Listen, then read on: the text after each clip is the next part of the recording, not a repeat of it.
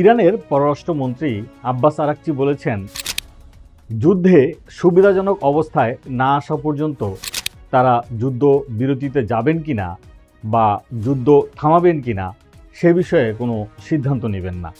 তারা দেশের সার্বভৌমত্ব ও জনগণের স্বার্থে এমন কোনো সিদ্ধান্ত নিতে চান না যেই সিদ্ধান্তটি ভুল হবে।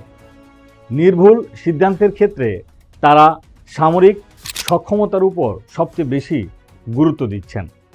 যখনই তারা মনে করবেন যে সামরিক দিক থেকে তারা খুব ভালো অবস্থানে রয়েছেন এবং তারা তাদের দেশের সার্বভৌমত্ব রক্ষার ক্ষেত্রে বা প্রতিপক্ষের হামলা মোকাবেলার ক্ষেত্রে যুদ্ধে ভালো পরিস্থিতিতে রয়েছেন, তখনই কেবল তারা এই যুদ্ধ থামাতে পারেন।